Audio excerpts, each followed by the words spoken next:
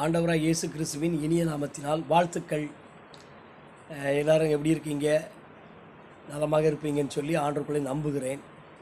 அருமையானவர்களே, இந்த மாதத்திலே தேவன் நமக்கு தந்திருக்கிற நல்ல ஒரு வாக்குத்தத்த வார்த்தை, நான் உன்னை மறப்பதில்லை, நான் உன்னை மறப்பதில்லை அப்படின்னு சொல்லி இந்த மாதத்தில் ஆண்டவர் நமக்கு வாக்கு பண்ணுறாரு.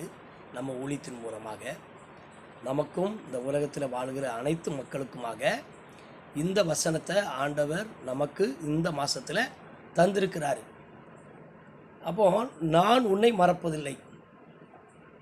அருமையானவர்களே, அதுக்கு முந்தின வார்த்தைகளை வாசித்து பார்த்தீங்கன்னா, சிறியானவள் தன் கற்பத்தின் பிள்ளைக்கு இறங்காமல் தன் பாலகனை மறப்பாளோ, அவர்கள் மறந்தாலும் நான் உன்னை மறப்பதில்லை அப்படின்னு சொல்லி ஆண்டவர் இந்த நாளில் நமக்கு வாக்கு பண்ணுறார்.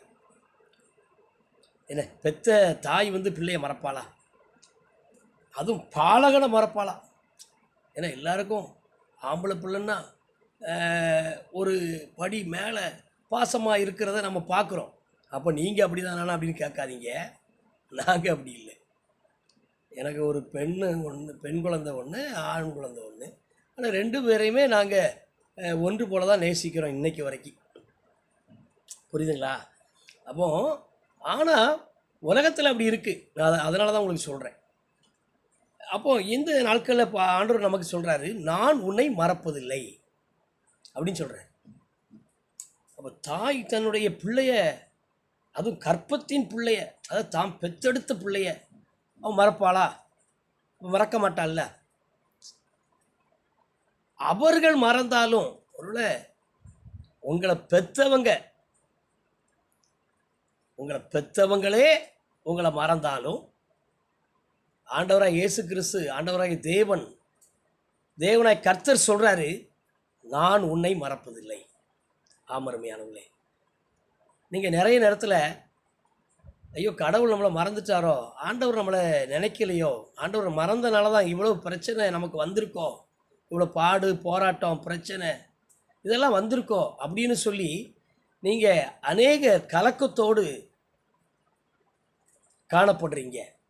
ஆனால் ஆண்டவர் சொல்கிறாரு, உங்களையும் என்னையும் பார்த்து சொல்கிறாரு, உங்களையும் எங்களையும் பார்த்து சொல்கிறாரு, நான் உன்னை மறப்பதில்லை.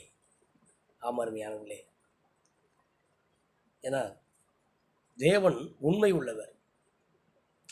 அப்படிதானே வசனமும் நமக்கு சொல்லுது, நமக்கு தெரியும். இப்போ நான் உன்னை மறப்பதில்லை.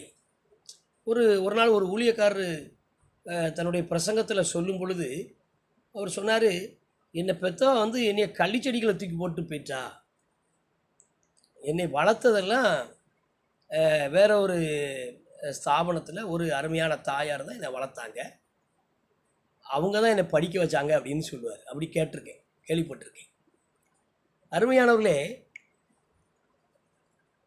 ஒருவேளை இப்படி பல சம்பவங்களை நம்ம பத்திரிகையில், டிவி நியூஸில், யூடியூப்லலாம் பார்க்குறோம். ஆனால் கர்த்தர் சொல்கிறாரு இந்த மாதத்தில் உங்களை பார்த்து, நான் உன்னை மறப்பதில்லை. அருமையானவர்களே, நீங்கள் எதை குறித்தும் கவலைப்படாதீங்க.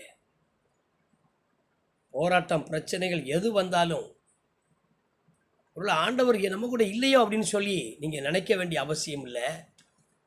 ஆண்டவர் இந்த மாதத்தில் உங்களுக்கு எனக்கும் வாக்கு பண்ணுறாரு, நான் உன்னை மறப்பதில்லை. ஆமருமையானவர்களே, அதை நல்ல ஞாபகத்தில் வச்சுக்கிடுங்க. இந்த மாதத்தில் இந்த வாக்குத்தத்த வார்த்தையை பிடிச்சி நல்லா ஜெபம் பண்ணுங்க, அவருடைய சமூகத்தில் கேளுங்க. தேவ நிச்சயம் உங்களுக்கு அற்புதங்களை செய்வார். God bless you.